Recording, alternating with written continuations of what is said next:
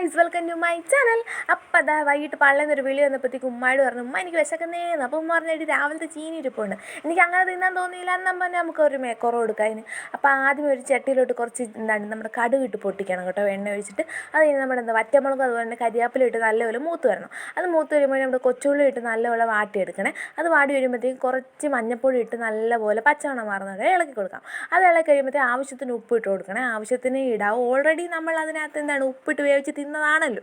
അപ്പോൾ അതുകൊണ്ട് ആവശ്യത്തിന് ഇട്ട് കൊടുത്ത് നല്ലപോലെ ഇളക്കി അങ്ങോട്ട് പുരട്ടിയെടുക്കണം. അത് പുരണ്ടി വരുമ്പോഴത്തേക്കും ശരിക്കും നമ്മൾ ട്വിസ്റ്റഡാണ് കണ്ട. ഇവൻ നമ്മുടെ കണവയാണ്. ഉച്ചയ്ക്ക് വാങ്ങിച്ചത് ഗൈസ്, അത് പകുതി മുക്കാലിന് ഞാൻ തിന്ന് തീർത്ത്. അപ്പോൾ ശരിക്കും പറഞ്ഞാൽ ഇന്ന് ഒരാൾക്ക് തിന്നാനല്ലേ ഉള്ളൂ, എന്നാൽ പിന്നെ അതിനെ എല്ലാം കൂടെ നമുക്ക് പുരട്ടാമെന്ന് ഞാനും അങ്ങ് വിചാരിച്ച്. അങ്ങനെ ശരിക്കും പറഞ്ഞാൽ എല്ലും കപ്പയെന്നൊക്കെ പറയുന്ന പോലെ നമ്മുടെ കണവയും കപ്പയും പുരട്ടിയുടെ റെഡി ആയിട്ടുണ്ട്. അപ്പം ഞാൻ കഴിക്കട്ടെ. അപ്പോൾ എൻ്റെ വീഡിയോ ഒക്കെ നിങ്ങൾക്ക് ഇഷ്ടപ്പെടുന്ന എന്നെ സപ്പോർട്ട് ചെയ്യാൻ മറക്കല്ലേ. എൻ്റെ വീഡിയോ ആദ്യമായിട്ട് കാണുന്നവരാണ്, എന്നെ സബ്സ്ക്രൈബ് ചെയ്യാൻ മറക്കല്ലേ. ബൈ.